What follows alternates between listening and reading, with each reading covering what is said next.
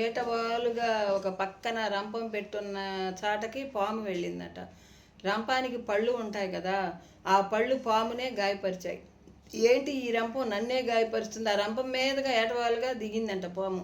అప్పుడు ఆ పళ్ళు పాముకి గాయపరిచాయి. ఏంటి ఈ రంపం నన్నే గాయపరుస్తుందని చెప్పి వెనక్కి తిరిగి రంపాన్ని కాటు వేసిందట. అప్పుడు రంపానికి ఏమీ కాదు కదా, పాముకే నోరులో గాయం అని చోట నుంచి నెత్తురు బొటబొటా వచ్చి ఇదైందంట. ఎంత ధైర్యము, నీ సంగతి చెబుతానుండు అని మళ్ళీ వెనక్కి వెళ్ళి ఏటగాలుగా ఉన్న రంపాన్ని మొత్తాన్ని బాగా చుట్టుకొని పళ్ళు పటపట నూరుతూ దాన్ని చుట్టుకొని బాగా ఒత్తిడిగా ఇచ్చేసిందంట. అప్పుడు ఎక్కడికక్కడ మొక్కలయ్యి అహంకారంతో కూడిన ఇదితో చుట్టుకునేటడికి మొక్కలయ్యి చచ్చిపోయిందట.